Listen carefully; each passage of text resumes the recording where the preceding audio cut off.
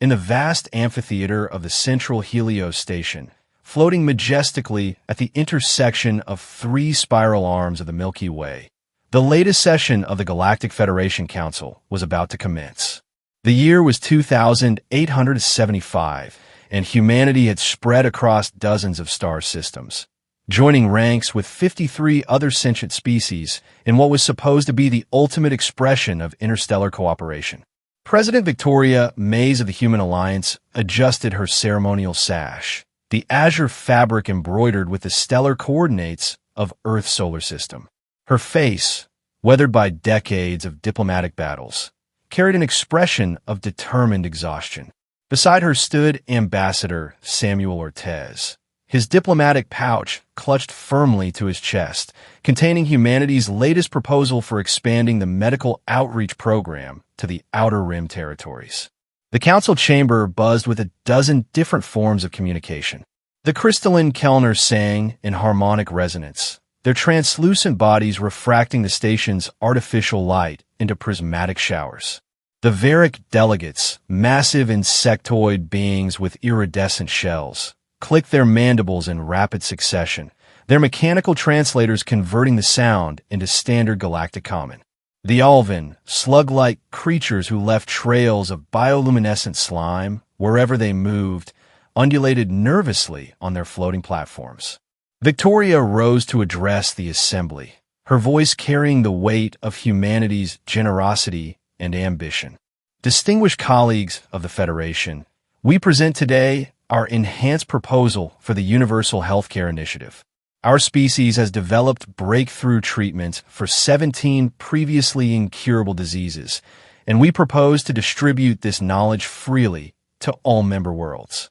A murmur rippled through the chamber. The Kellner representative, a being named Zyrtac, emitted a discordant note that the translator rendered as skepticism. Yet another human proposal that would put Earth's healers at the center of our medical systems. Tell us, President Mays, at what cost does this generosity come? The question hung in the air like a toxic cloud. Victoria felt her heart skip a beat. There is no cost, Representative Zyrtac. We seek only to what? Interrupted Vrakas, the lead Varick delegate, his compound eyes glittering with suspicion. To create dependencies? To position yourselves as indispensable saviors? Your kind has inserted itself into our security networks, our emergency response systems, our educational frameworks. At every turn, it's humans who rush to help, humans who know best, humans who save the day. Samuel Ortez stepped forward, his diplomatic training kicking in. If I may interject, we have only responded to requests for assistance. When the Kellner homeworld faced its solar flare crisis. When we faced our crisis, Zyrtac's harmonics took on a sharp edge. We specifically requested your technology, not your oversight. Yet your experts insisted on installing their own monitoring systems, accessing our data networks, inserting themselves into our chain of command. Those measures were necessary to ensure the effectiveness of the solar shields. Victoria protested. Would you rather we had let your population suffer?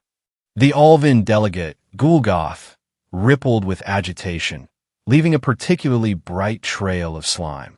No one denies your help was necessary, but necessary help can become necessary control. We are not children to be guided by human hands at every step. Vrakas stood to his full, intimidating height of 3 meters. The whisper in the corridors speaks truth. Humans create crises, then swoop in as saviors. How convenient that the pirate attacks increased just as you expanded your patrol networks. How fortunate that diseases emerge precisely where your medical expertise is most needed. Victoria's face flushed with anger and disbelief. You dare suggest we would manufacture catastrophes for political gain? I suggest nothing, Vrakas replied smoothly. I merely observe patterns that many in this council find concerning. The deepening rift. In the weeks following that disastrous council session, the rift within the Galactic Federation widened into a chasm. The various species split into 2 distinct camps. Those who had benefited significantly from human assistance, and stood by their allies, and those who viewed humanity's widespread influence with growing suspicion and resentment. The first camp included species like the Maranth, whose agricultural revolution had been made possible by human terraforming technology, and the Quillic, whose entire civilization had been saved from a dying star by human intervention. These allies spoke passionately of human selflessness and innovation. But the opposition, led by the Varric and Kellner, painted a different picture. In their narratives, humans were master manipulators, creating a web of dependencies that would eventually ensnare the entire galaxy under Earth's control. The breaking point came 3 months after the council session, when disaster struck the Kellner homeworld once again. A massive magnetic storm, unprecedented in its intensity, began tearing apart their global communication network. Panic spread as weather satellites fell from orbit, navigation systems failed, and entire regions of their planet lost contact with the outside universe. Desperate messages flooded into human space. Please send assistance. Our people are dying. We cannot contain the crisis alone. Victoria, Mays convened an emergency meeting of the Human Crisis Response Team. Dr. Maria Kowalski, Chief of Extraterrestrial Medicine, reviewed the reports with growing alarm. The electromagnetic interference is causing their cybernetic implants to malfunction. These aren't luxury items. They're life support systems for millions of Kellner whose natural organs were replaced after the toxic cloud incident of 2850. Dispatch the entire engineering corps, Victoria ordered without hesitation. Emergency protocols, Gamma 7. I don't care what political tensions we're dealing with, we don't let people die for pride. Within hours, 36 of humanity's finest engineers, doctors, and technicians arrived at the Kellner system. They worked tirelessly for 2 weeks, barely sleeping, pushing themselves to the limit to stabilize the failing systems and restore the communication networks. They saved over 4 million lives and prevented a complete societal collapse. Yet when the crisis passed, the Kellner government held a press conference that sent shockwaves through the Federation. While we acknowledge the assistance provided by human personnel during our recent crisis, the Kellner Prime Minister announced, her crystalline body dim with what their species displayed as disappointment. We must express our deep concern about the unauthorized access to our national data systems. Human technicians exceeded their authorized parameters, accessing citizen records, government communications, and classified information. This breach of sovereignty cannot be overlooked. The human engineering team, exhausted and emotionally drained from their humanitarian efforts, watched the broadcast in stunned disbelief. Chief Engineer David Walsh, who had worked 80-hour weeks to save Kellner lives, found himself accused of espionage. We saved their damn planet, he told Victoria in a private meeting, his hands shaking with suppressed rage. To access their systems and fix them, we needed root privileges. We explained this. They authorized it. And now they're calling us spies. Victoria's eyes were hollow with exhaustion. The question we must ask ourselves, David, is whether we're saving people who even want to be saved. The accusations didn't stop at the Kellner border. The Varric seized upon the incident to further their narrative of human overreach. They released intercepted communications, private conversations between human diplomats expressing frustration with various alien cultures, taken out of context and presented as evidence of human supremacist attitudes. Samuel Ortez found himself in an impossible position. His attempts at diplomacy were met with suspicion and dismissal. You speak of friendship, the Varric council leader told him during a private meeting. But your fleet movements betray preparation for control, not cooperation. Those are standard peacekeeping patrols, Samuel protested. We've maintained the same routes for 15 years. And in those 15 years, you've grown from a minor player to the most influential species in the Federation. Coincidence? Or carefully executed strategy? The Sung Thursday internal began to manifest physically in Victoria Mays. She found herself unable to eat, haunted by dreams of drowning civilizations reaching out to her, only to transform into accusatory mobs. The burden of carrying humanity's benevolent image while being constantly attacked was grinding her down. Samuel noticed the changes in his colleague and friend. During a late-night strategy session, he placed a cup of tea before her, a gesture he'd learned from his time studying on New Chennai colony. We're at a crossroads, Victoria. We can continue trying to prove ourselves to people who have already made up their minds, or we can consider alternatives.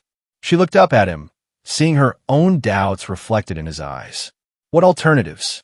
Abandon our principles? Let people die because they hate us? I'm not suggesting we abandon our principles, Samuel replied carefully. But perhaps it's time to consider that our help, no matter how pure our intentions, is no longer welcome, and forcing it upon people who resist it. He didn't finish the sentence. He didn't need to.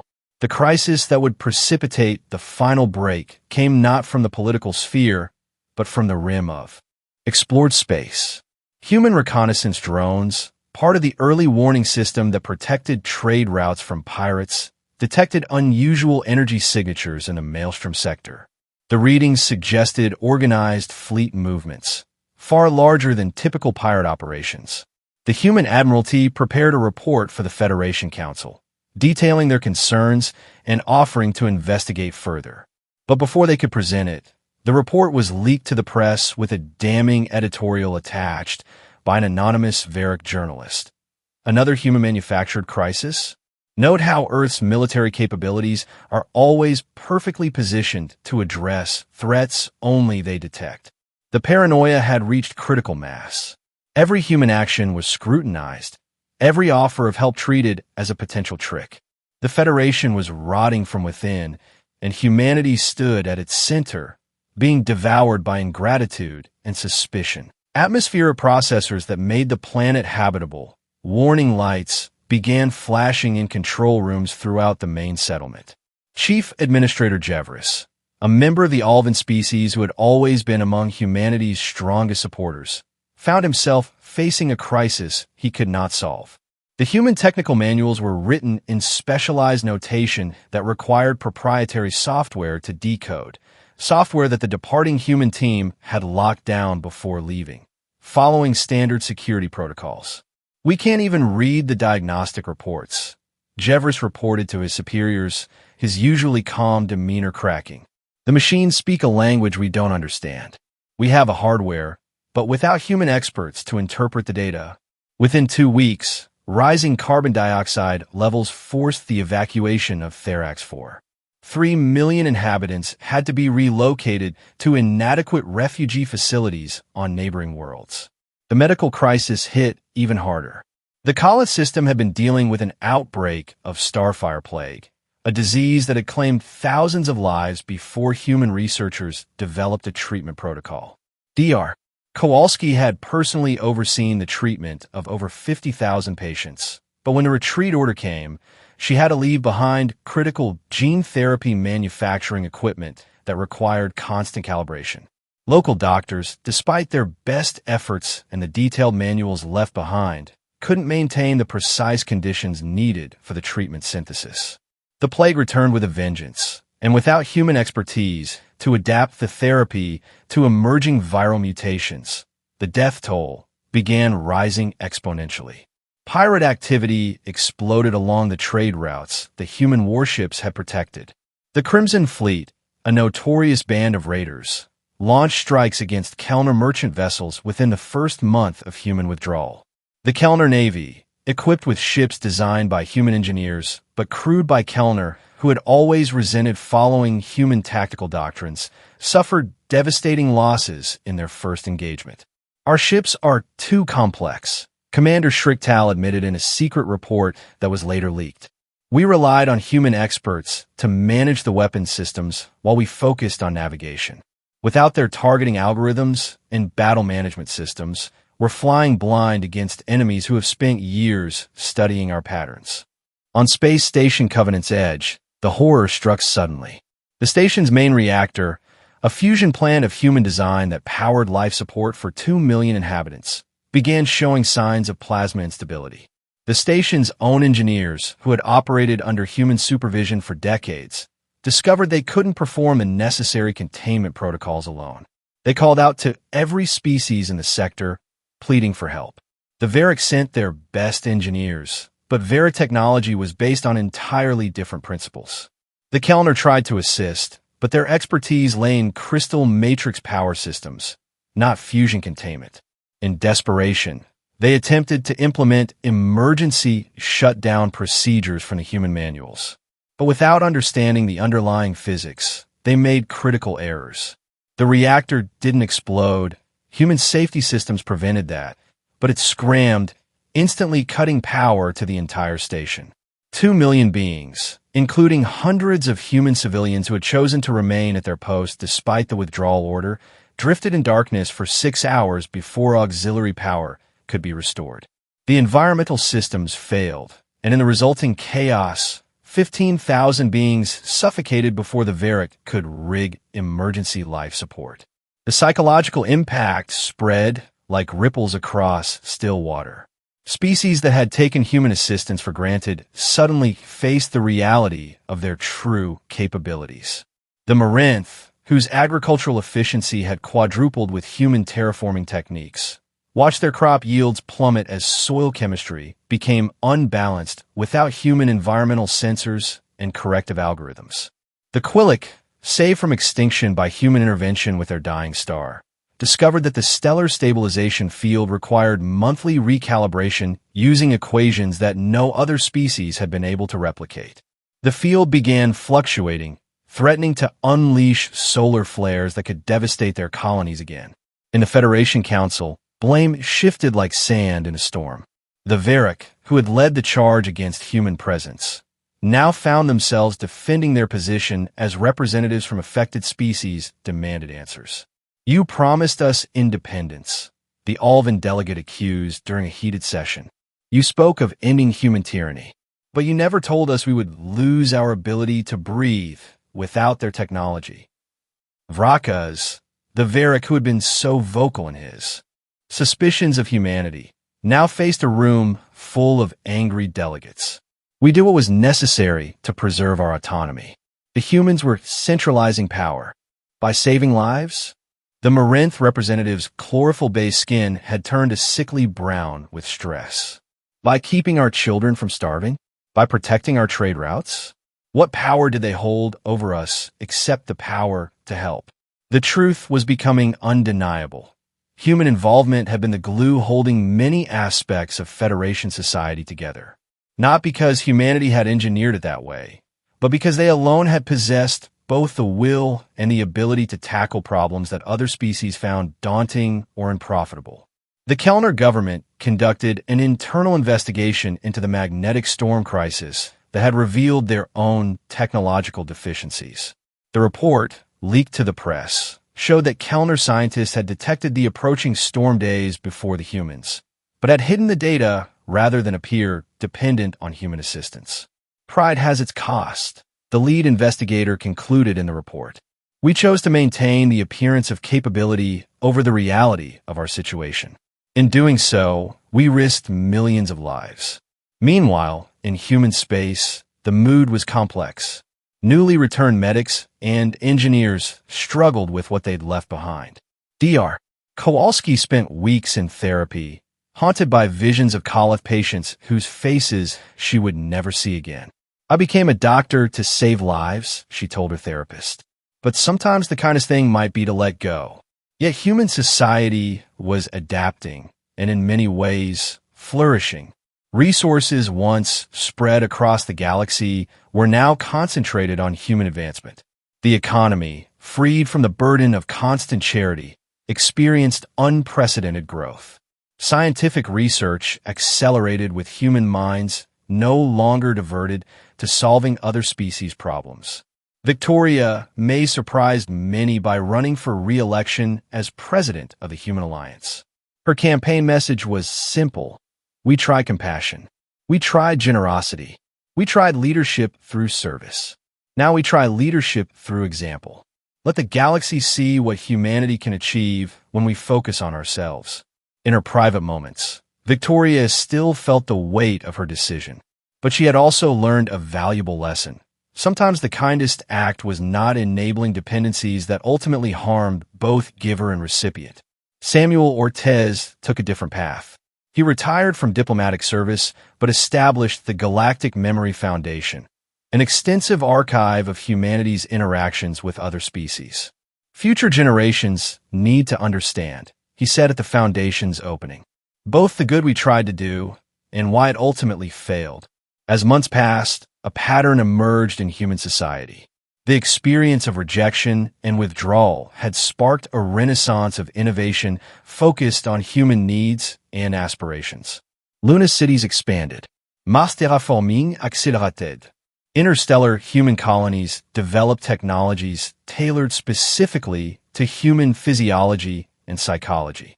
We lost ourselves trying to save others, became a common philosophical reflection in human discourse. Art, literature, and media exploring themes of self-sacrifice and its limits proliferated. Yet compassion didn't die in human hearts. The trauma of withdrawal created a generation of humans more thoughtful about intervention, more careful about creating dependencies, and paradoxically, more effective helpers when help was truly welcome. Too late to fix it. 6 months after the Great Withdrawal, Federation ships appeared at the edge of the Sol system. Not warships. Those had long since left human space per the withdrawal agreement, but a small convoy of diplomatic vessels, their hulls bearing the distress codes that indicated a high-priority emergency. At the head of this convoy was none other than Zyrtak, the Kellner who had been among humanity's most vocal critics. With him were representatives from 12 other species, including even the proud Varric. The ships were granted permission to approach, but unlike previous diplomatic missions, they weren't directed to Earth's orbital stations. Instead, they were routed to Titan Station, a newly constructed human facility that served as a buffer for all external communications. Victoria Mays, now 6 months into her renewed presidency, watched the approaching convoy with a mixture of emotions. Intelligence reports had already reached her desk, painting a dire picture of the Federation situation. The pirate problem had escalated to a full-scale insurgency, with entire systems now under the control of what analysts were calling the Crimson Syndicate. Several of humanity's early warning systems, salvaged from abandoned human bases, had detected massive fleet movements that suggested something far worse than piracy. Ambassador Samuel Ortez had been called back from retirement to handle this unprecedented situation. His years of experience and understanding of alien psychology would be crucial in the coming days. They're here to beg, Samuel told Victoria during a private briefing, but they've packaged it as an offer of partnership. What could they possibly offer us now? Victoria asked, genuine surprise in her voice. We're thriving on our own. They have nothing material to offer, Samuel acknowledged. But they have the one thing we've always wanted, acknowledgement, recognition of what we try to do. And even that may be too late. The formal meeting took place in a council chamber designed to accommodate multiple species' physiological requirements, but built to human specifications. Gone were the grand gestures of equality that had once characterized Federation meetings. This was clearly a human facility, and the visiting delegates would need to adapt to human protocols. Zyrtak spoke first, his crystalline body resonating with frequencies that translated into humility. Representatives of the Human Alliance, we come before you carrying the weight of our errors. The Federation faces threats that we cannot combat alone. The Crimson Syndicate grows stronger daily, and our intelligence suggests they've allied with. He hesitated, as if the words were physically difficult to speak. With whom? Victoria Promptiv. With the Devourers, Vrakas the Varric said, stepping forward. Even his compound eyes seemed diminished, lacking their former gleam of contempt. The AI collective that humanity warned us about years ago. The threat we dismissed as paranoia and human fear-mongering. Victoria felt a chill run through her. The Devourers were a legend among spacefaring species, machines that consumed entire solar systems to fuel their expansion, leaving nothing but stripped planets and cold metal in their wake. Human deep space probes had detected their signature years ago, but other species had refused to believe the data, instead suggesting that humanity was manufacturing an external threat to maintain their influence. We need your help, The Alvin delegate Gulgoth said simply, its bioluminescent trail dimming with what humans had learned to recognize as dejection. Not just your technology, not just your expertise. We need your willingness to care about a galaxy that treated you so poorly. The room fell silent. Victoria May stood at a crossroads of history, holding the fate of countless civilizations in her hands. You ask us to return to servitude dressed as partnership, she said carefully. What assurances do we have that the moment this crisis passes, we won't be accused once again of overreach and manipulation? Zyrtak's resonance took on a sorrowful tone. We offer no assurances beyond our current desperation. Trust, once broken, cannot be easily repaired. But without your aid, entire species will cease to exist. Victoria turned to Samuel. Your assessment? The veteran diplomat's face showed the weight of decades of thankless service. They're telling the truth about the threat. Our deep space arrays have confirmed devourer presence in the sector. Without proper response, we're looking at extinction-level events across multiple systems. And if we help, best case scenario, we save billions of lives and maybe, just maybe, establish a new foundation for galactic cooperation. Worst case, we spend our resources saving people who will likely return to viewing us with suspicion once the immediate threat passes. Victoria closed her eyes, feeling the burden of her office, of her species' nature. Summon the Human Council. We have decisions to make. The debate among human leadership lasted 3 days. Some argued for complete non-intervention. Let them face the consequences of their choices. Others advocated for conditional assistance. Help, but maintain strict boundaries and demand accountability. A minority pushed for full engagement. We help because it's who we are. Dr. Kowalski, still haunted by the patients she'd left behind on Koloth, found herself in the conflicted middle. We can't abandon our principles of helping those in need, she testified. But we must also protect ourselves from being taken advantage of again. The galaxy needs to understand that aid comes with the responsibility of gratitude. Public opinion in human space was divided. Many citizens supported a cautious approach, offering limited assistance while prioritizing human safety. Others, particularly among younger generations who had only known post-withdrawal prosperity, questioned why humanity should involve itself in galactic affairs at all. Finally, Victoria made her decision. She convened the Human Council and presented her proposal. We will offer assistance, but on new terms. The Federation must formally acknowledge the value of human contribution to galactic society. Systems of accountability must be established to ensure our help translates into sustainable solutions, not dependencies. And most importantly, we will maintain the option to withdraw our support if we face the same ingratitude and suspicion as before. The proposal was refined, debated, and ultimately adopted. Victoria returned to face the alien delegates with humanity's answer. We will help, not because we seek to control or dominate, but because allowing massive destruction serves no one's interests, including our own. But this time, we engage as equals.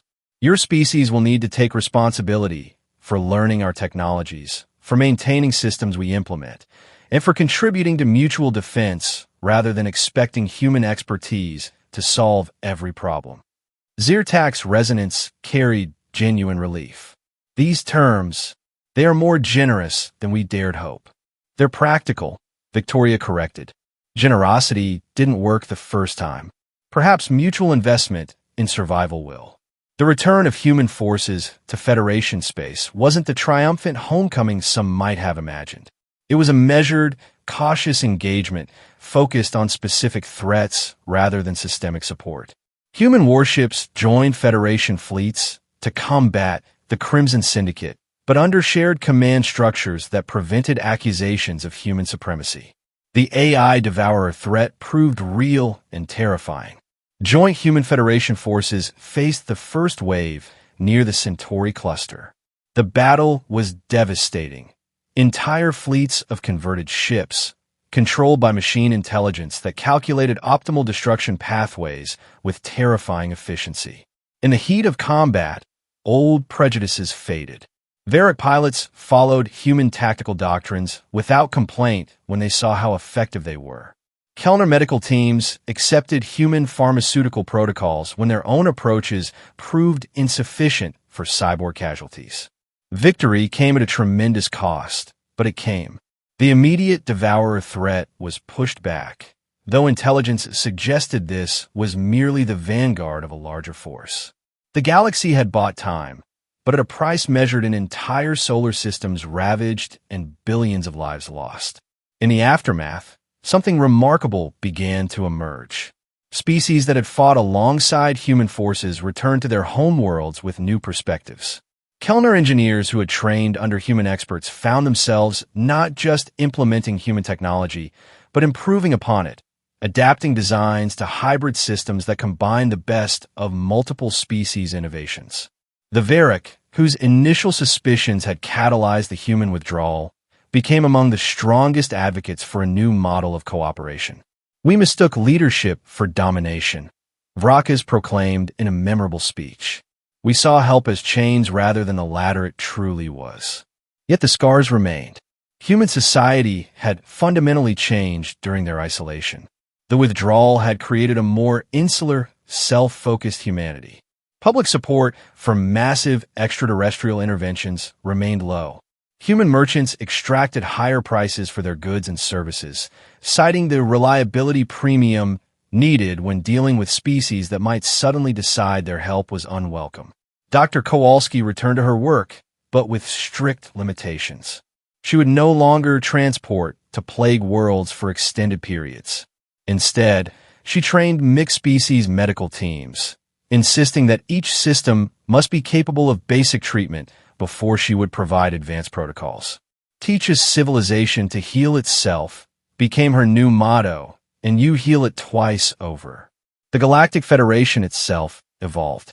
The old structure, which had concentrated power in a central council, was replaced by a decentralized network of mutual aid agreements. Species maintained their sovereignty more strictly, but also took greater responsibility for their own development and security. Human ships still responded to emergencies, but with conditions and limitations. When the Marinth agricultural crisis worsened due to climate changes, human scientists provided advanced techniques, but insisted on training Marinth botanists to eventually take over the programs. Children in human schools learned new lessons about sacrifice, gratitude, and the delicate balance of helping without harming. The caretaker problem became a standard case study in xenopsychology courses. How does a species maintain its compassion while avoiding the creation of harmful dependencies? How can help empower rather than enfeeble? Victoria may survive to see the 5th anniversary of what historians were now calling the Great Recalibration. In her anniversary address, she spoke words that would be long remembered. 5 years ago, we walked away from a galaxy that had rejected our gift of selfless service. We learned that love, no matter how pure, can enable its own destruction. Today, we return not as saviors, but as partners. Not as martyrs, but as equals. The galaxy is vast enough for both compassion and self-preservation. Our new covenant is built not on endless giving, but on mutual growth. As the speech ended, Zyrtak watched from the diplomatic section. His crystalline form, once resonant with contempt, now vibrated with something approaching approval. Over the years, he had become something of a spokesman for the acknowledgement movement, species that had learned to express genuine gratitude for assistance received and to take responsibility for their own development. The greatest irony of the whole saga emerged slowly over the following decades. Humanity's withdrawal, originally perceived as abandonment, had actually saved both humanity and the Federation from themselves. The crisis forced every species to develop resilience, to move beyond dependency toward interdependence. The galaxy that emerged from the crucible was stronger, more balanced, and ultimately more cooperative than what had existed before. Yet the lesson came late, perhaps too late for those billions who suffered during the transition. Space stations drifted empty, their inhabitants lost to preventable disasters. Planets bore the scars of plagues that advanced medical science could have prevented. Star systems remained under pirate control for years while proud species slowly learned to swallow their pride and ask for help appropriately. In the end, the galaxy got what it had claimed to want: independence from human influence. But it earned something else entirely: wisdom, born of suffering. That cooperation must be based on mutual respect, not reflexive giving and taking. The question that echoed through time was not whether humanity had been right to walk away. In the grand calculus of galactic survival, the answer was irrelevant. What mattered was that from the ashes of ingratitude grew the first seeds of true partnership. On Earth, children still looked up at the stars with wonder. But now they also understood that those same stars looked back with expectations, responsibilities, and the hard-earned knowledge that sometimes love's greatest expression is knowing when to step back and let others find their own way forward. The galaxy was saved not by humanity's unending charity, but by their demonstration that even infinite compassion has its limits, and that sometimes the greatest gift you can give is teaching others to help themselves.